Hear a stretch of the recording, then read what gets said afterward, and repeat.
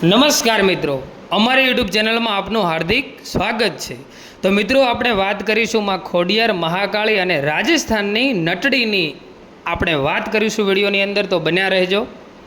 તો મિત્રો, આપણે વાત કરીએ મહાકાળી માં ખોડલ ભગવતીની।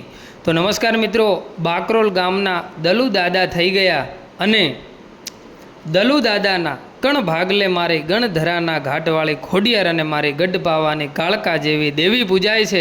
અને દલુ દાદાના ઘરમાં ગરીબાઈ આંટો લઈ ગઈ છે, તેથી દલુ દાદા પોતાની બંને દેવીઓને જોડીમાં લઈ અને ગામડે ગામડે ફરે અને ગામના ચોકની વસ્તીને ભેગી કરી અને ત્યાં ભવાઈ અને નાટક માંડે અને આખું ગામ આ નાટકને જુએ અને પછી જે કંઈ બટકો રોટલો કે ચપટી લોટ આપે તે લઈ અને દલુ દાદા પોતાનું ગુજરાન ચલાવે છે। અને આવી રીતે દલુ દાદાનું જીવન ચાલી રહ્યું છે અને વાહન વ્યવહાર કે પાકા ઘરોના કોઈ જમાનો હતો નહીં, તેથી ગામના સૌ માણસો ભેગા મળી અને દલુ દાદાના નાટકો ખૂબ નિહાળતા। અને આમ કરતાં કરતાં એકવાર દલુ દાદાને મનમાં વિચાર આવ્યો કે આજુબાજુના ગામડાઓમાં ફરી ચૂક્યો છું, તો લાય હવે રાજસ્થાનની ધરતી તરફ નીકળી જાઉં। અને આમ આટલો વિચાર કરી અને રાતના સમયે દલુ દાદા પોતાની ગઢપાવાની કાળકા અને ખોડિયારની સામું બેઠા બેઠા દોઢ જાર લઈ અને એટલું કહે છે કે હે માળી, હવે રાજસ્થાનની ધરતી તરફ નાટક માંડવા જવું છે, પરંતુ માળી તારી રજા હોય તો મને હોંકારો દેજે, નહીતર મને ના પાડજે હો માળી। અને આમ આટલું કહી અને માતાજીની રજા લે છે, ત્યારે માતાજી એમને રજા આપે છે। અને આમ પછી તો રાત્રે વાળું પાણી કરી અને દલુ દાદા નિંદ્રાને આધીન બનેલા છે। અને ત્યારે દલુ દાદાના સપનામાં મારી ગણધરાના ઘાટવાળી મારી ખોડિયાર અને મારે ગઢ પાવાની કાળકા આવે છે અને આવીને એટલું કહે છે કે હે દલુ દાદા, તમારે રાજસ્થાનની ધરતી ઉપર જવું હોય તો તમે જઈ શકો છો, અને જ્યાં પણ ગામના ચોકમાં તમે ભવાઈ માંડો ને ત્યાં અમારી બંને દેવીઓના નામની 3 અગરબત્તી કરી અને પછી તમારી ભવાઈ શરૂ કરજો। અને પછી તો સામે કોઈ વસ્તી યા વાંજા કે ગમે તેવા ટામણ ટુમણ વાળા આવે, પણ જો એમની આંખોના લોચન ન કાઢી નાખું તો મને ગઢ પાવાની કાળકા અને ખોડિયારને ઓળખે કોણ। અને આમ માતાજી દલુ દાદાને આટલું સપનું આપ્યું અને સાથે તો દલુ દાદાની છાતી ગજ ગજ ફૂલી ગઈ અને વહેલી સવારે પરિવારની રજા લઈ અને દલુ દાદા રાજસ્થાનની ધરતી તરફ ચાલી નીકળ્યા। અને ચાલતા ચાલતા રાજસ્થાનના એક ગામમાં આવે છે અને આખા એ ગામને ભેગું કરી અને ગામના ચોકની વચ્ચોવચ્ચ તેઓ માતા મહાકાળી અને માતા ખોડિયારના નામની 3 અગરબત્તીઓ કરી અને ત્યાં પોતાની ભવાઈ શરૂ કરે છે। અને તેમનું નાટક જોવા માટે આખું ગામ ઉમટી પડે છે। ત્યારે દલુ દાદા હવે દોરડા ઉપર ચાલવા માટે દોરડાની ઉપર ચડ્યા છે। અને જેવા દોરડાની ઉપર ચડ્યા છે અને સામે એક ધૂળનો ધરીમલો હતો અને તૂટેલું ફૂટેલું માટીનું મંદિર હતું। અને આ મંદિર જોતાની સાથે જ દાદાના મનમાં એક વિચાર આવ્યો કે અરે રે, આવા ગામમાં આ કઈ દેવીનું મઢ હશે અને આ દેવી કોણ હશે કે જેની કોઈ પૂજા ભક્તિ પણ કરતો નથી, અને આવા તૂટેલા મંદિરમાં કઈ દેવીનો વાસ હશે। આમ વિચારી ને દાદા આજુબાજુ ફરી ગયા, પાછા ચાલતા ચાલતા આ બાજુ આવ્યા, ફરી પાછા આ બાજુથી દોરડા ઉપર ચાલતા ચાલતા ફરી ગયા, ફરી પાછું એ ધૂળના ધરીમલા સામું નજર પડી અને આમ કરતાં કરતાં હવે ત્યાં જ સાંજ પડી જવા આવી છે। તેથી દાદાએ પોતાનો ખેલ બંધ કર્યો અને પછી જે પણ માણસો જોવા આવ્યા હતા એમણે દાદાને જે કાંઈ પણ મળ્યું એ આપે છે। અને પછી દાદાએ ચોકમાં નિંદ્રાને આધીન બની જાય છે। અને જ્યારે નિંદ્રાને આધીન બન્યા અને અડધી રાતનો સમય થયો, ત્યારે અડધી રાત્રે એ જ ધૂળનો ધરીમલો દાદાને સપને દેખાણો અને એમાંથી એક 10 વર્ષની દીકરી નીકળી અને ચાલતી ચાલતી આ દલુ દાદાની પાસે આવી અને ત્યાં આવીને કહે છે કે હે દલુ દાદા, મને ઓળખો છો? ત્યારે દલુ દાદા 2 હાથ જોડીને એટલું કહે છે કે ના માળી, તમે કોણ છો? ત્યારે દીકરીએ એટલું બોલી કે હે દલુ દાદા, જ્યારે તમે આ ગામના ચોકમાં રમતો માંડી અને જ્યારે તમે દોરડા ઉપર ચડ્યા ત્યારે મનમાં એવો વર્તો કર્યો હતો ને કે આવા તૂટેલા ફૂટેલા ધૂળના ધડીમલે કયું દેવ બિરાજમાન હશે? ત્યારે દલુ દાદા બોલ્યા કે હા હો માડી, તારી એ વાત તો સાચી છે. હું જ્યારે આ દોરડા ઉપર ચડ્યો ને ત્યારે મારા મનમાં એવો વિચાર તો આવ્યો હતો કે આ ધૂળના ધરીમલે કયું દેવ બેઠું હશે અને એની કોઈ પૂજા ભક્તિ તો કરતું નથી, પરંતુ એનું મઢ પણ સાવ તૂટી પડ્યું છે. ત્યારે સામે ઊભેલી દીકરી ખળખળ દાંત કાઢી એટલું બોલી કે દલુ દાદા, મારી ઓળખાણ આપું તો તમને ડર તો નહીં લાગે ને? અને ત્યારે આટલી વાત સાંભળતાની સાથે દલુ દાદા કહેવા લાગ્યા કે માડી, ડર લાગતો હોત ને તો બાકરોલથી ઠેઠ અહીંયા રાજસ્થાનની ધરતી ઉપર ન આવ્યો હોત હો માડી. હું દેવ ધર્મને માનવાવાળો છું, હું તારાથી ના ડરું માડી, અને તું તો સાક્ષાત દેવ છે માડી. દલુ દાદા, હું એક રાજસ્થાનની એક નટડી છું અને અહીંયા મારું મઢ મંદિર છે, પરંતુ વર્ષોથી એ તૂટી પડ્યું છે અને મારી કોઈ સેવા પૂજા કે મારા નામની કોઈ અગરબત્તી પણ કરતું નથી અને હું એકલી અહીંયા ભટકું છું. પરંતુ આજે દેવ ધર્મને માનવાવાળો એક માણસ ભાળ્યો છે, માટે આજે તમને એટલી વિનંતી કરું છું અને કહું છું કે હે દલુ દાદા, શું તમે મને તમારી સાથે લઈ જશો અને શું મારી સેવા પૂજા પાઠ તમે કરશો ખરા? ત્યારે આટલી વાત સાંભળી અને દલુ દાદા એટલું કહે છે કે માડી, મારા કણ ભાગલે તો મારા ગણધરાના ઘાટવાળી મારી આયુશ્રી ખોડિયાર અને મારી ગઢ પાવાની કાળકા જેવી દેવ પૂજાય છે અને એમને પૂછ્યા વગર હું તને માડી 3 તો શું એક અગરબત્તી પણ ના કરું, પરંતુ મારી દેવીને પૂછીશ અને જો મારી દેવી રજા આપે ને તો હું તારી સેવા પૂજા પાઠ જરૂર કરીશ. અને આમ આટલું કહેતાની સાથે જ આ નટડી ત્યાંથી અદૃશ્ય થઈ જાય છે. અને આમ કરતાં કરતાં દિવસ ઉગ્યો ત્યારે દલુ દાદા તો ફરી આ સપનું ભૂલી ગયા અને ફરી પાછા ત્યાં જ બાજુમાં બીજા ચોકમાં જઈ અને પોતાની ભવાઈ શરૂ કરી. આમ કરતાં કરતાં ત્યાં બીજા દિવસની રાત પડી. ત્યાં તો ફરી દલુ દાદાના સપનામાં એ જ નટડી આવી અને આવીને કહેવાય છે અને કહેવા લાગી કે દાદા, તમે તમારી ખોડિયાર અને મહાકાળીને પૂછ્યું? ત્યારે દાદા કહે છે કે ના, હજી મેં પૂછ્યું નથી અને એમની રજા લઈ અને હું તમને કહીશ. ત્યારે આ નટડી કહે છે કે હે દાદા, એકવાર તમારી માતાને પૂછી અને મારી ભક્તિ કરો.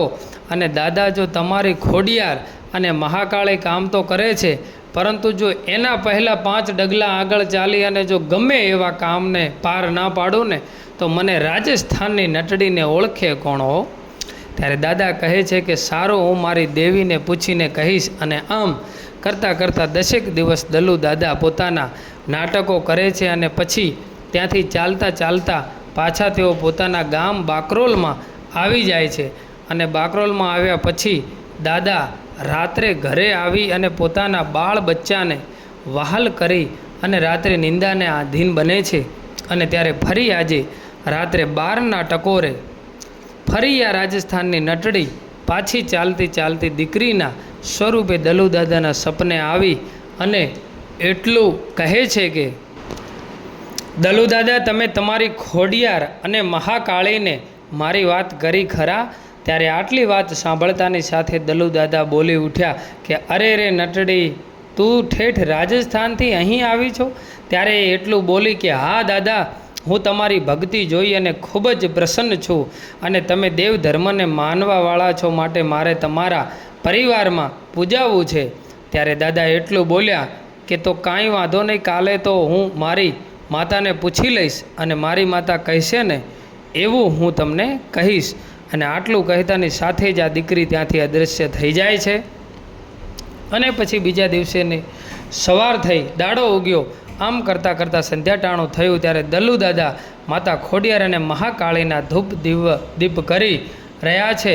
અને ત્યારે એમને આ નટડીની યાદ આવી છે. અને પછી દાદા પોતાની ડોકમાંથી માળા બહાર કાઢી અને માતાજીને વિનંતી કરતાં કહે છે કે હે મારી ગણધરાના ઘાટવાળી મારી આઈશ્રી ખોડિયાર અને મારી ગઢ પાવાની કાળકા મારી, આજે એક રાજસ્થાનથી નટડી આવી છે અને 1 મહિનાથી મને સપને આવી અને મને હેરાન કરે છે કે મારે તમારા કુળમાં ભાગલે પૂજાવવું છે.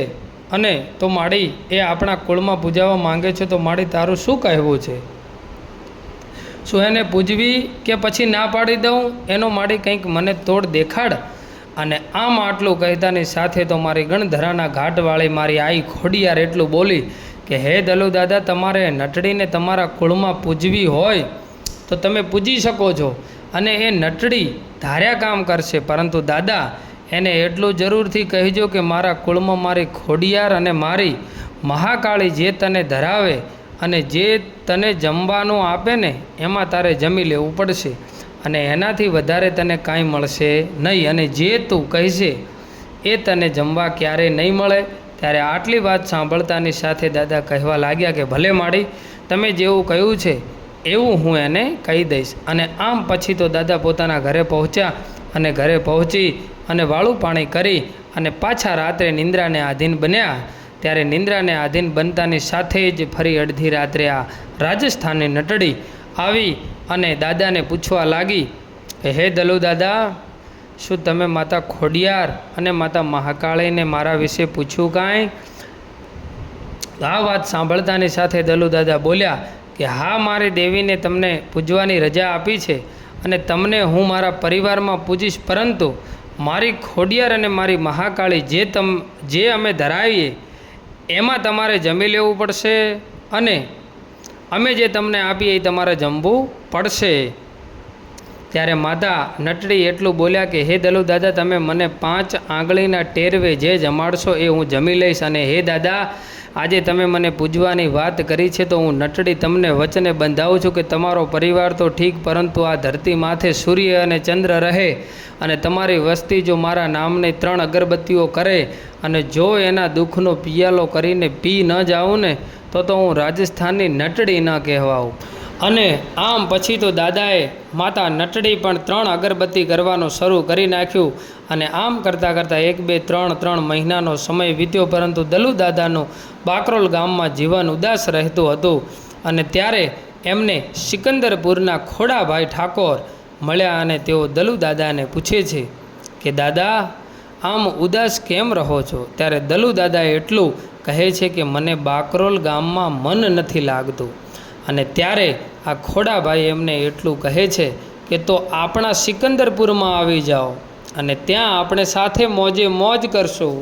અને પછી તો બાકરોલથી આ દલુ દાદા પોતાના પરિવાર સાથે ત્યાંથી ચાલી નીકળે છે અને સિકંદરપુરમાં આવી અને નાનકડો કૂબો બનાવી અને ત્યાં રહેવા લાગે છે અને પોતાની દેવ ખોડિયાર મહાકાળી અને નટડીની પૂજા કરવા લાગ્યા. અને ત્યારે આમ કરતાં કરતાં થોડોક સમય વીત્યો.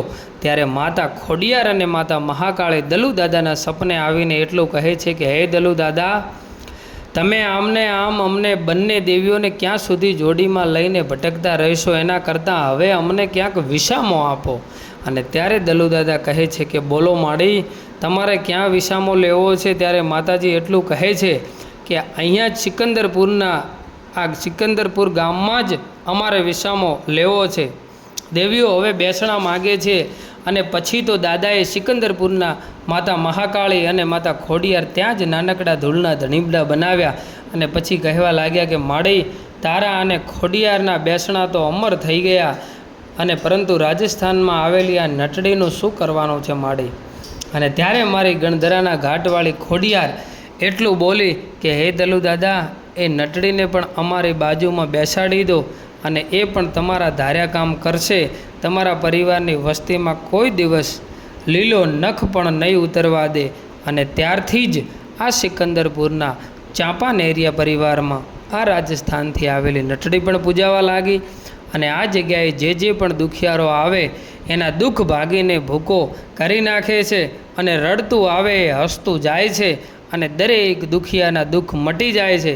અને ત્યારે નામ તો મારી ગઢ પાવાની કાળકા અને ખોડિયારનું પડે છે, પરંતુ એ દુખિયારાના દુઃખ તો રાજસ્થાનથી આવેલી આ નટડી મટાડી જાય છે. કારણ કે દાદા દલુના વચને આ નટડી બંધાણી હતી કે હે દાદા દલુ, તમે તો ઠીક, પરંતુ આ ધરતીની માથે જ્યાં સુધી સૂર્ય અને ચંદ્ર રહેશે અને જ્યાં સુધી તમારી વસ્તી જો મારા નામની 3 અગરબત્તી કરશે અને ત્યાં સુધી આ ધૂળના ધરીમલે જો કોઈ દુખિયારું આવે અને એના દુઃખનો પિયાલો કરી અને પી ના જાઉં ને તો હું રાજસ્થાનની નટડી ના કહેવું બાપ. અને આમ દાદા દલુ પછી અમર સંગ થઈ ગયા અને એમના પછી શંકર દાદા થઈ ગયા. અને અત્યારે અમિતભાઈ અને એમનો પરિવાર માતા નટડી અને મારી ગણધરાના ઘાટવાળી માં ખોડિયાર અને મારી ગઢ બાવાની મહાકાળી માતા મેલડી ગોગા મહારાજ અને આવા દેવી દેવતાઓની પૂજા કરે છે. તો મિત્રો આવા ઇતિહાસો છે અને માતાજીના મિત્રો આવા ને આવા ઇતિહાસ નવા જાણવા માટે અમારી ચેનલને લાઈક, શેર અને સબસ્ક્રાઈબ કરવાનું ભૂલશો નહીં. જય માતાજી. કે મારી હું બોલું અને તું સાંભળે તો અલગ વાત છે મારી ગઢ બાવાની કાળકા, પણ મારી અમે અમારા મનમાં બોલીએ અને છેકમાં ખોડિયાર તું તારા મંદિરે સાંભળે ને એ અમારો વિશ્વાસ છે મારી. જય માં ગઢ બાવાની કાળકા માં ખોડિયાર.